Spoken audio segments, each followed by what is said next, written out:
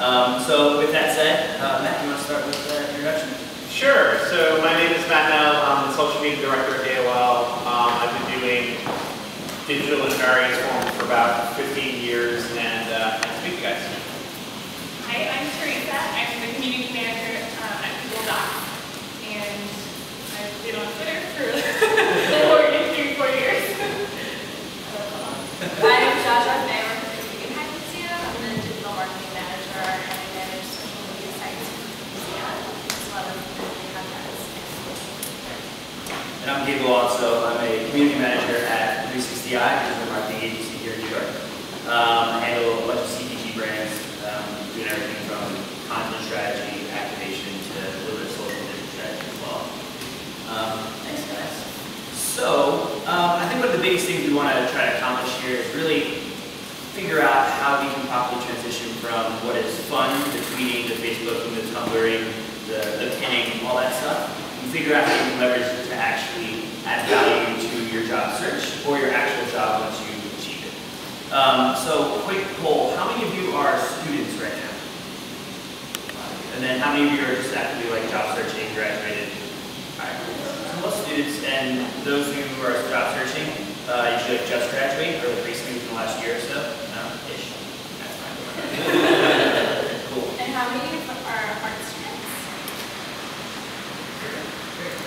So I guess the first question would be kind of what draws you guys to social media? Like what really kind of brought you in first to realize it's something useful as a tool, not only personally but otherwise?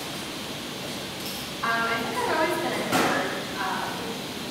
I think in the beginnings of Facebook and Twitter, it was never really perceived to be a professional tool. It was something that distracted you from doing your homework. But I think never did I imagine that it would be such a large part of my job.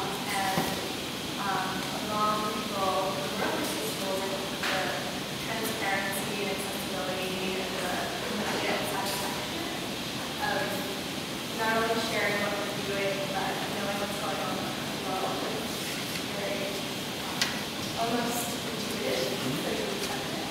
And Matt, I know you've been in digital for a long time, but in different capacities. How have you seen that kind of change in terms of how social media is grown and things like that? Yeah, I think very much the premise of this panel, obviously, it sort of was the big shiny toy for a very long time for a lot of people, and has sort of become a part of integrated marketing and communication strategy. So I've seen over my course, so I started out in digital more as a actual producer, a front-end coder. I actually graduated with a degree in information systems, so you see how this has sort of gone a long way since the beginning. And back then it was very much just sort of like the way you communicated when you coded, because there was no tools, there was no WordPress, there was no Tumblr.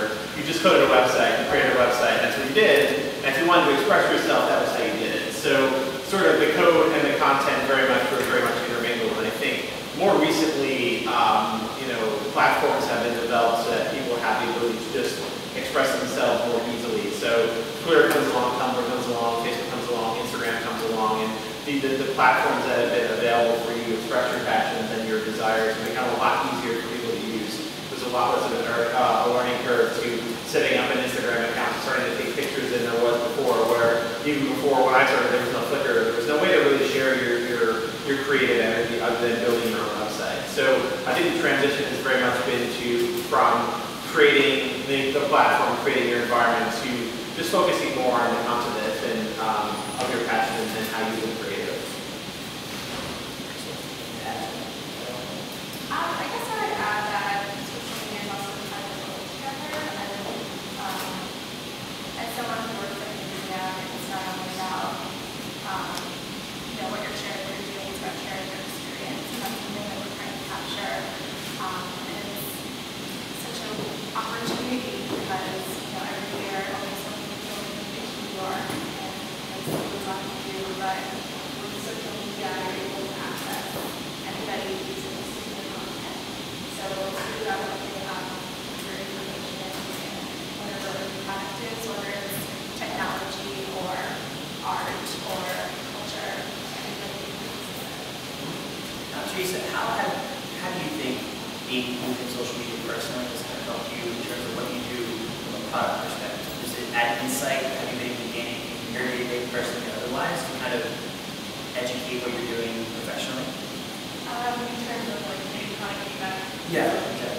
Yeah, so we actually monitor Twitter, Google+, and blogs every day, and we look at tools like Radiant 6 to see what people are saying about our product, and that actually informs product development. So I bring those insights in a report back to my product team and say like, these are the top user issues that we've had, or these are the top feature requests from this quarter, and that helps them prioritize what people want. Matt, I know you give a lot of that kind of feedback as well for AOL.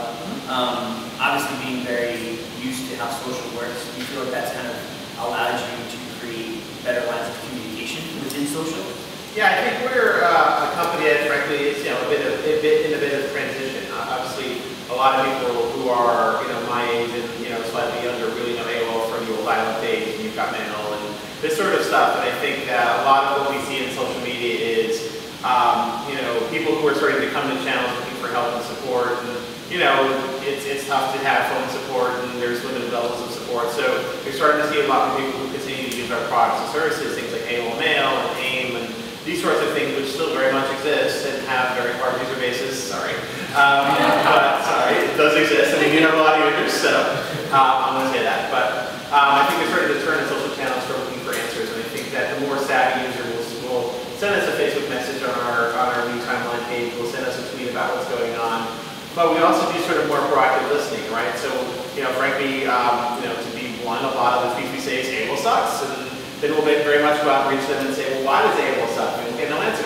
Because people are just sort of like caught up in the wisdom or the lack thereof of the crowd and really not able to express themselves individually. They're just sort of going, oh, it sucks because so-and-so told me it sucks. Well, like, what do you think? I want to know what you think. And I think when you're in a transition as much as we are from more of an online presence in an ISP to more of a content producer provider, we've got to change perceptions one person at a time. So a lot of what we spend our social channels doing is listening to see what happens and trying to help people with products and solutions, but also at the same point really trying to get people to understand who we are now.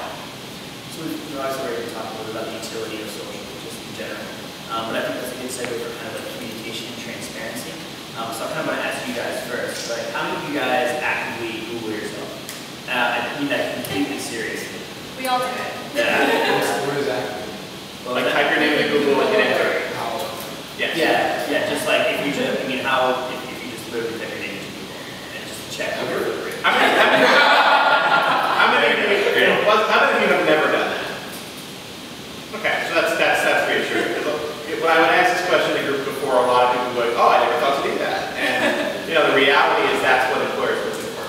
Right, no, but that's kind of my segue in that. If we're going to be transparent and communicate the best version of ourselves, right? That's what social truly allows us to do. So you need to know what's out there.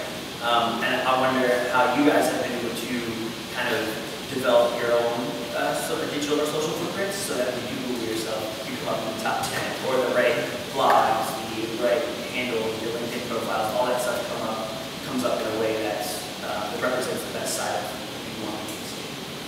I'm also a web designer, so really very conscious about search engines and how you represent yourself as a brand online. So I think it's always been kind of an interesting argument for me, but on the hiring side, we do hire interns and just like flat out there, we Google everybody that we hire, we look them up on Facebook and Twitter, and I think that really reflects as someone who works in a marketing department, you represent yourself well, if you're searching well, you represent yourself in a way that makes your employer kind of validate what's on paper, what you receive in your resume and your cover letter. I think that really increases your ability to prove that you're doing what we're actually looking for. I don't think that means that you can't be yourself online. I post a ton of personal updates using my blog. It's just all personal, like what I did this weekend and what I did this conference that I'm going to. So I don't think that means that you can't show off who you are or like you don't have to hide your hobbies. You should actually be showing that off because it gives you a personal side that employers are looking for too. You don't want to just be showing this really stocky, cold, like presentation of yourself. So. Yeah, authenticity is really important. I think it's really just finding the right balance. And I think very much in the museum world, at least, it's not like you're endorsing your brand on your personal page. It's kind of far-fetched.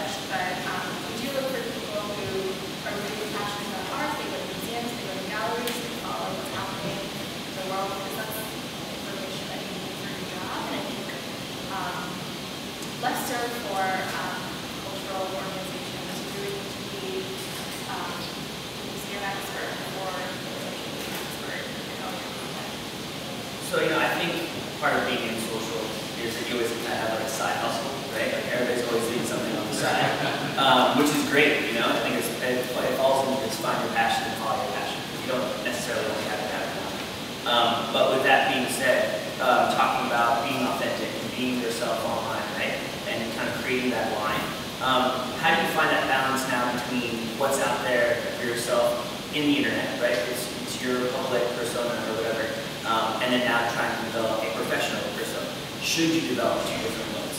I think that who I am and what I've done and where I've been really becomes the first place my Google search results. And I think that if you're looking for ways to start building content about yourself, if you want that Google search to really have a lot of great stuff about you, it's going to be as many different things as you can provide that are contextual to who you are. So I speak at conferences, I write blog posts, I take pictures, I tweet a lot. And I feel like having both of those personas very healthy is the ideal candidate people are looking for nowadays, especially in more innovative and digital environments. And I think with social media, it's just really easy to really jump into the conversations that people who grow into the job, and particularly with the art world, it's incredibly small, and in the art world, it's like probably so I think just really identifying the conversations with influencers and people who are relevant to what they're interested in and where you want to go is so easy right now that it's just kind of a no-brainer to really jump into the conversation. Yeah, I think my one takeaway that you should walk home with today is that you can really create such amazing personal connections just through social media. Like, if I think back to all three of the jobs that I interviewed for, I got those interviews through people I had met on Twitter, like, over the years. So it wasn't like when I started looking for a job that I was shit out of luck. Sorry.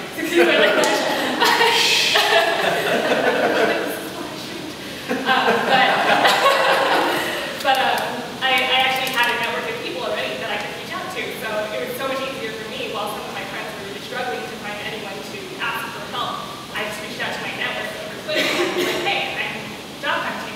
And people reach out to me with opportunities. So Could you elaborate on that a little bit more, just kind of like the process that you went through to, not so much create a network, because I know that can be a little bit right now to explain, but just kind of like how that came to be and the process that you went through to reach out to your social network. Who did you specifically target? Anybody? Were you, tweeting at people specifically, even if they were more of a soft connection than somebody you actually really knew, things like that? yeah, so on Twitter, I think I just kind of participate in any conversations I find interesting. I'll look at who other people are following, or if I see someone retweet something interesting, I'll follow them. And it just kind of naturally comes together when you find people that are tweeting relevant content or things that are related to your interest or the job that you want to pursue. So that's kind of how I just found those people. And also finding bloggers that people think are interesting and seeing the other bloggers that they connect to and who they're talking about. So that kind of develops your little network. And once I started following people on Twitter, sometimes replying to their tweets or commenting on something or retweeting something that they take from their blog, that kind of thing. You can start naturally building the relationship. And in a lot of situations, I actually email people and I say like, hey, when I was in college, I'd be like, hey, I'm in college and I'm looking to do a career in, whatever. And I'd love to hear more about what you do and love to hear your job advice or your career advice. And most people are more than happy to do that. People you don't meet all the time and often get coffee with people. And the best part is they'll probably buy you coffee because they're your student. So you get a lot of free coffee. But yeah, people are usually more than happy to do that for you. They love the fact that you're trying and you're actively going out there and looking for people to seek out and connect to. I think that's amazing. So many people are just sitting around in college not actively looking for those opportunities. So I think people are excited that you're passionate and that you are going to put yourself out there and do that. Yeah, I think to echo that point, I 100% agree with Teresa. So I am a little older, so this is my grade, but I think in the reality is I got to a point in my career in maybe 4 or 5 years ago, and I was sort of I worked at JetBlue and loved that job and worked with a lot of great people there, but I sort of had an inner need to sort of connect with people who were doing the same sorts of stuff that I was doing, just because I was sort of all right, I'm out here by myself. I know there's other people doing cool stuff. I know I can continue to learn. Even in my career, at that point I've been out of college for 6 or 7 years, but really trying to connect people who are interesting. And then I found Twitter, and the early days of Twitter especially was really, really close-knit. There was very few people. I think I like to think of the moment that Oprah joined Twitter and really jumped the shark and got a lot more popular. But I think in the early days of Twitter, it wasn't even so much about this formal regimented, these people are interested in this. It's just cool people that were doing cool things that you just sort of follow through friends. And, I think that, through events like this, ask for people's Twitter handles. You're not on Twitter, think of it as a new business card. It really is, follow me on Twitter is pretty much as transparent and open as you're going to be online. It's the ultimate icebreaker.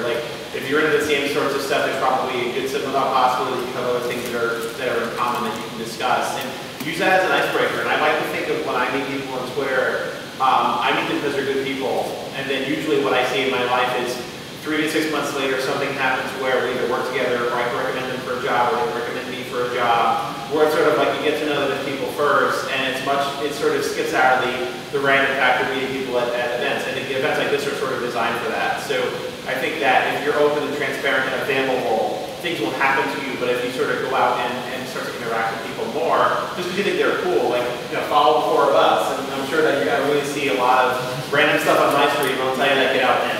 Took a picture of cat ad this morning. It's a sort of my profile is so all over the place, but what I love about Twitter is the ability to easily connect people to each other, and that's sort of what I love in my career. Is that's why I love events like this, because it can sort of foster the opportunity for people to really learn from me and from my experience, and also with each other. So conversely with that, that was kind of the employee side, or possible employee side. So now from the employer side, what do you guys look for in Twitter streams, in social profiles? How much does that affect your hiring decisions, or even just in general bringing people in? So you spoke a little bit about reaching out to people and that similar interests, whatever. Have you guys ever, as employers now, just look online and use your network to find people who might fit a specific need within the company? I think we all can know this for our career where we're following conversations online.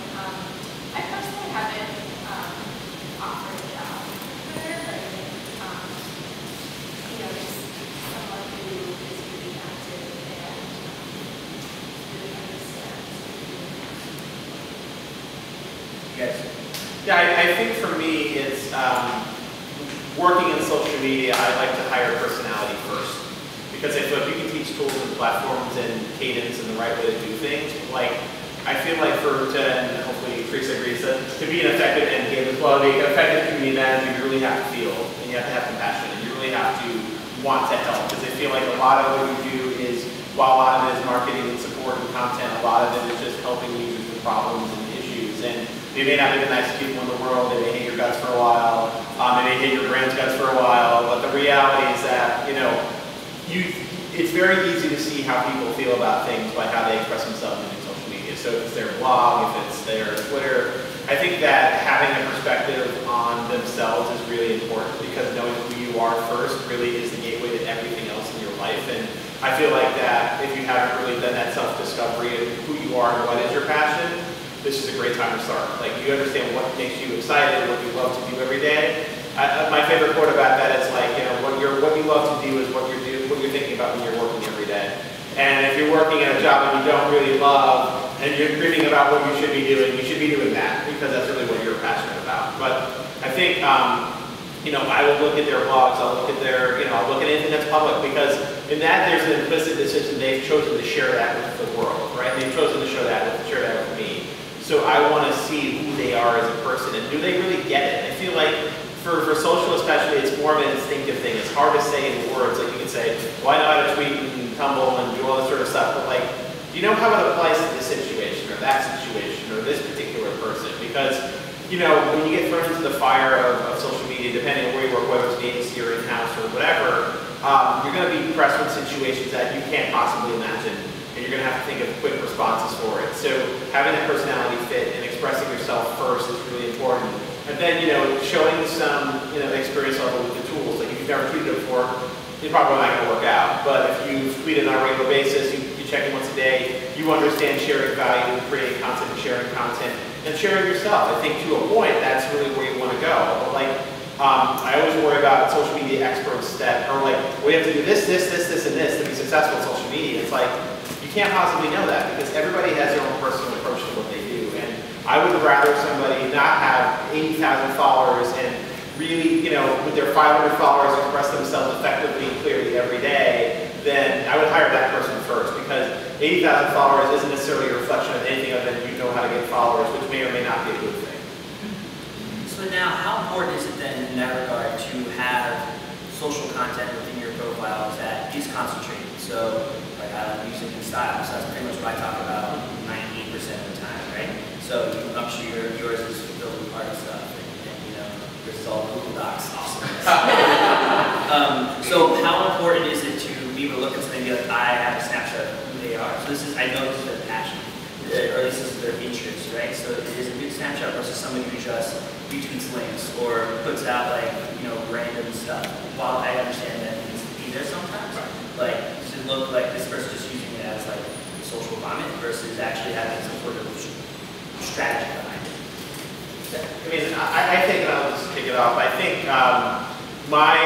you could probably consider my Twitter profile something oddly using that, because the reality is I tweet everything from the Mets to social media to Facebook timeline links to the Formula 1 Grand Prix going down in Bahrain right now. Like, it's just a matter of, but at each point, these are things that are interesting to me, right? I don't want to filter who I am to fit any particular profile, and that's been very much my presence. But at the same point, I think it's important that you provide hooks to sort of, like, think of it as like a piece of yarn that sticks out that people can pull on and sort of learn more about who you are and uncovering what you're particularly doing. So I think it becomes obvious that the majority of your content is about one thing or a selection of things that it's a good indicator of who you are. But again, I don't think you should have to have this question of, oh, should I tweet this because it isn't authentic to me. If it's interesting to you, it might be interesting to somebody else. And casting the wide net for me has really introduced me to people that I never ever would have imagined meeting because of the interest there. And I personally tweet about cats and other things. And I think it's just a good protocol. I do keep my personal account very separate. I really do have a lot of content about art. For museums, I think the issue that really distinguishes us from other companies is for an educational institution or nonprofits, or whatever we do is tied to mission. And not only do we have the obligation to visitors and really tell them what's happening, I think another challenge is the fact that art is really accessible to some people, and how do you... So we've got a few minutes left before we open it up for Q&A officially, and I'm going to switch it up a little bit. We've been talking a lot about online personas and online activity, but now I want to just take a few minutes to talk about what happens when you're actually in here. Because at least from my experience, I found that snark that can sometimes be funny and witty online is not translated in client settings or in interviews and things like that. So, like, a couple pieces of advice on Teresa to start with you in terms of how you can use that personality that you've created in social, but in a way that actually helps. Yeah, I think just staying authentic to the personality that you show online, but also being prepared for the interview. Like, I think a lot of people think that when they go to an interview, they can just go and be themselves, which is true. Like, you want to be yourself. But I actually sit down and I think of all the questions that I think a potential interview might ask me, list them out, like write bullet points down, and craft a picture of how I want to present myself at the interview. So before they even ask me the questions, I kind of already have a story in mind of what I want to tell them. So it's not like they're going to be able to ask specific things that only pick out pieces that they want to see about me, but I actually have a story ready. And I think that's a really important piece of the interview process, to make sure that the interviewer is learning everything that you want to present to them. So think of it as like you're in control of the story, not them. So bring your whole self to the table that you want to show off. Yeah, I think interviewing in general is always tough, and frankly, don't feel afraid to use the tools against them too, right? So I look up, if you're interviewing somebody, I look up their LinkedIn. I want to learn their experience. I want to learn how they got there. And I try to craft, and I'm admittedly often wrong, but I try to craft a vision of what, if this person's had 10 years of traditional experience in this company, has worked with this company, it's very much trending to the same sort of persona. I have a pretty good vision of what they're going to be like in the interview, and I'm sometimes wrong, I'm going to admit that, but the reality is to prepare yourself as much as possible for who you're going to meet with. And as it goes online, the social tools that they use to find you, like I say, are very much about them too. So I think that if you have a slate of interviews who you're going to talk to, learn as much about the person, because I think then you can sort of understand, okay, if they worked at Comedy Central and done stand-up and done improv, they're probably going to appreciate appreciate the smart, a little bit of smart, but if they work more traditional companies and really haven't been in a place where, frankly, humor is tolerated, you've got to be a lot more professional, and I think you feel people out as much as you can online. And then in the interview, like to Teresa's point, like you have a pretty good sense of who you are and who you want to be. It's just a matter of what do you turn up and what do you turn down. And like, I have a very strong gregarious personality, so I try to be as gregarious and honest and open and have frank, conversations on a good level. And I think if you're having a conversation with a potential employer and you're feeling this is just not working, like there's just so much tension and stress, maybe you don't want to work there anyway because they think that these are going to be your coworkers, these are going to be your bosses. I feel like the best interviews are when you just feel it and have a good conversation and really feel what they're talking about and they feel what you're talking about. And you reach in that level of, going beyond just a list of 10 interview questions that they clearly have to ask you. And I think while it's really important to convey that you are a social media expert and you have knowledge of all these tools, I think you have to go back to the basics. And in reality, social media is not what we all do exclusively. So conveying that you're a good writer and you're a good project manager, these are all aspects of what it takes to just do the job, not really be specific to social media. Yeah. I think the social media discipline as a standalone thing will go away after a while. I think it'll merge as part of something bigger. Like my career is taking a trajectory where it's becoming part of a digital communications role, and it's really becoming part of a larger conversation where, while I have expertise there, I also have good expertise with writing and platforms and product development and this sort of stuff. And I feel like being well-rounded in that situation is also really helpful. So don't be like, hey, I have 50,000 followers on Twitter and expect that to be the thing that gets you the job, because it's just not going to happen 99% of the time. I mean, you probably don't want that other. Yeah, and for people to evolve too, because every year there's a new social network, and like the resume can change. Yeah. Just being able to have basic communication skills and adaptability is really important. And one last point, just make sure to always follow up after your interview. Send an email saying thank you. I always send a personal handwritten card too. I think it's just a nice touch that shows care.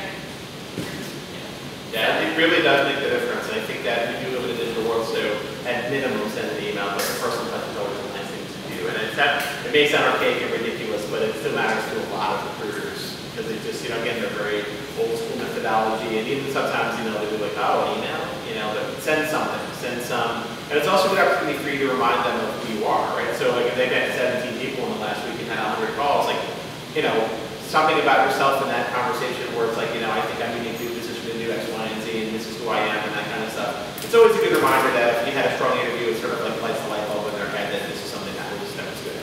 It's something that they like. Well, with that, we open it up to you guys. Who's going to be the first one to open the floodgates? Questions?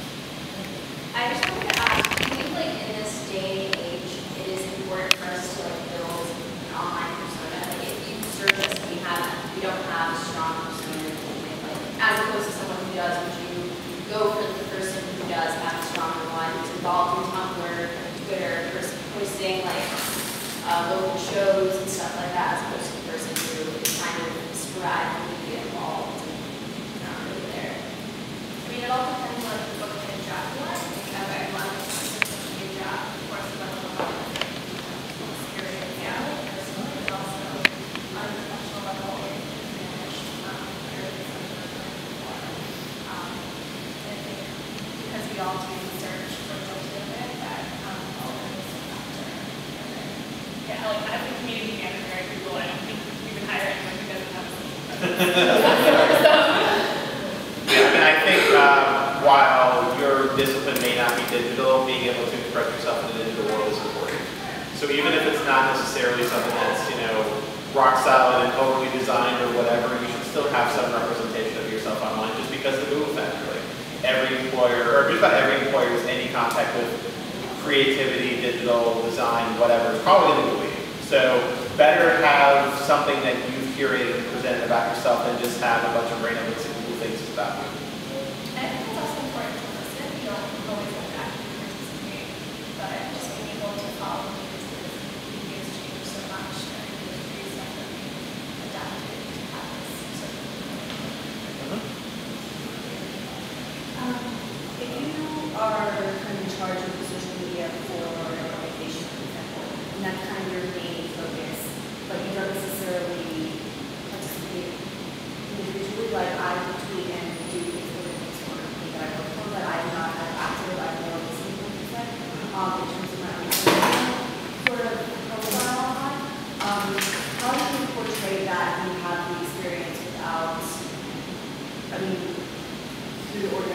have it, would you just tell somebody like, I'm responsible for these organizations, sort of social media businesses? That's a really good question. I think I'm very much in the same boat where like I am an active tweeter. I tweet probably 20, 30 times a day, but the reality is a lot of people don't have time to do that. And I think as my role as a brand advocate for our brand, like I'm sort of expected to do that, so it's easy for me to actually do it. But I think as you rise in the world of social media management, I guess for lack of a better word, it really is a lot more about your managerial skills than your ability to communicate. So I think your ability to manage people, manage projects, manage budgets, manage time should be more important to people who are looking for your job than the ability that you haven't tweeted 40 times this week. Because I think that's, again, some expression that you know what you're talking about is important. But this is where you pursue other channels potentially too, right? Like if you have the ability to come to conferences like this, I try not to decline any conference invitation I have if my schedule allows me, just because it's a great opportunity for me to build my personal brand. It's a great opportunity for me to meet smart people. And it's also a good opportunity for me to network and sort of show that I have these experiences. So this is when references really help too. So if you have an opportunity where you're in this job and you listen to people who are really strong in social that can sort of vouch for you, that's sort of helpful as well. And I think it's tough for a lot of hiring managers to sort of understand the intricacies that go into social just by what's on your resume anyway. So the chances are is put in the right buzzwords to get in the door, and then have a real conversation with somebody that will sort of dictate you know what you're talking about. And I feel like you know, I have 2,000 followers, and I think that's a huge number for me. I can't believe 2,000 people think I'm interesting enough to follow, but you know, the reality is get yourself in the door, you know, play the buzzword thing, because frankly you have to do it. There's a lot of recruiters who just don't go, they just type in a search and go Twitter, Facebook, Instagram, oh, I get 5 candidates, and then really express who you are. Get to the person who really knows what they're talking about in the organization, and if they don't know what you're talking about in the organization, explain to them why they should, and explain why you're valuable. I think that's more of an in-person conversation to me. And don't underestimate the power of being able to listen and synthesize. Yeah. That's all we do as community managers, is listen and synthesize, and then be able to grab insight from that to ladder that to the people that need it. So it's just as important to activate as listeners. I'm really interested in social media, but I feel like when I have gone to interviews, like, for example, I created a Twitter account when I was a field rep in Austin for a label, and so, you know, that's kind of when Twitter was first starting out. So it's not, I just figured, you know, at the time, and I know it's evolved since then, it was kind of like, oh, I'm on Twitter anyway, it's easy to update, oh, these artists are coming in town, and blah, blah, blah. So what I've faced is that in interviews, they're like, oh, well, why haven't you really worked on strategy? And again, and there's nothing wrong with that. I think it's just a matter of just try things. And I think that, you know, anybody who claims they have an amazing Pinterest strategy right now is kidding themselves. You know, it's sort of like, oh, this worked, oh, it worked, oh, good strategy, great. So I think what's interesting about social in general, though, is strategy really depends on content, and it depends on the platform. So if you think about it, Pinterest isn't terribly different than Tumblr, isn't terribly different than Instagram, isn't terribly different than Facebook. It's just plugging in holes. And the best way to learn how to plug in the right holes and see what happens is to try things. Because if you don't try them, you can't possibly succeed because you can't know what works. And that's when you get into the intricacies of how platforms work, and that's when your skill sets start to advance. But if you haven't tinkered with it at all, like that's the one thing I would take out of this panel is if you've never done it, just tinker. Tinker with things, try it, doesn't work, try something else. Because like the best social media strategies, frankly, are a lot of just tinkering and trying with things. And there's a lot of partners and client statistics that really don't make sense yet. And I think a lot of ROI, return on investment, you know, is still being figured out. What's the value of what we do? And in an online world, it's hard not to get away with not trying to track that stuff. But if you've never tried it, you don't know the experience, you don't know how it feels, you can't possibly know how to do that. That's what we were talking about earlier, about how a lot of social media professionals are doers. Yeah, pretty much like the best way to describe it. Yeah, I would say this panel is a bunch of hustlers. Yeah, we hustle because it's sort of like, you know, we are looked upon as in our organizations to figure things out, and often without a whole lot of overhead. So it's sort of like, all right, and then, you know, last week I started to get the emails of, so should we have a Pinterest strategy? And I'm like, oh, good, now we're doing this. So it's a matter of just figuring that out and going from there. And for a little bit of inspiration, look up the cult of done. The cult of done. It's just something for me, it keeps me honest whenever I get stuck in the details. I read it and it's pretty much, like it says, like drafts are successful. Like you don't have to have everything perfect. You know, do something, do it, and get it out of your queue. Just continue to do and do I mean, I think Facebook is a good example of 100% done isn't required because they change things all the time. Literally on the fly, every Tuesday they break something. And it's sort of like you've got to develop on the fly what you've got to fix with it. It changes all the time. To Gabe's point about having a side hustle, so when I was in college, I started this super blog called My Mom's a Mom. And it was just a compilation of things that my friends sent me that were funny things that their mom sent them over email. And I just started like reaching out to bloggers to share it, and then it went viral. So it was like totally my side project, but it turned into like, not full time, but something that I worked on all the time throughout college, and I got advertising on it, turned it into a book. So it was just very organic and something that I was personally passionate about. So that taught me so much about connecting with bloggers, promoting things on Twitter, and using social media marketing. So that was the thing I think most people were interested in when I was actually interviewing. Like the internships were interesting, but like everyone has had internships, but not that many people have started a blog on the side that went viral. So that was like the thing people wanted to talk about most. Hi, I'm relatively new to Twitter. I only really started actively using it in the past couple months. I have like 50 followers, and all of them are just friends of mine, but I still can't really keep up with it. I guess I don't fully understand how people, interact with Twitter and that whole community. I'm more of like you talk to people directly sort of thing, and so I don't have my head around it. Can you recommend any tools or strategies or things that I can do to kind of make myself feel like I understand what's actually going on here? What's your favorite Twitter client? I use TweetDeck. I actually use mobile TweetDeck because I hate the TweetDeck, but that's a whole conversation offline. This new TweetDeck has bugged me for lots of reasons. But I think the reality is TweetDeck is up on my desktop at work all day. And I have a whole screen that's just TweetDeck. And the reality is that you become good at OCD kind of scanning because you see things fly by and like, oh, I'm interested in this retweet. I'm interested in this retweet. Oh, gotta answer this customer complaint. I think I have 12 columns in my TweetDeck. I have 3 columns that are my newsfeed or my home screen, my app mentions, my direct messages, and then I have a bunch of AOL ones, which are everything from search for AOL to AOL engines to people who are actually replying to AOL. And the reality is that it can seem a little daunting at first because it's a lot of information to absorb, but I'm going to lie to you and say that I read everything, which I don't. But the reality is you become good at scanning for things that are familiar. So I think, again, it's going to sound stupid, but search Twitter for things you're interested in and find people who are interested in them and just sort of, it's really listen first. Like you spend a lot of time listening and you have to branch out beyond that original group of friends to sort of get further and just start to connect with people who you listen to. Start mentioning them, start following them, start tweeting at them, start sharing links.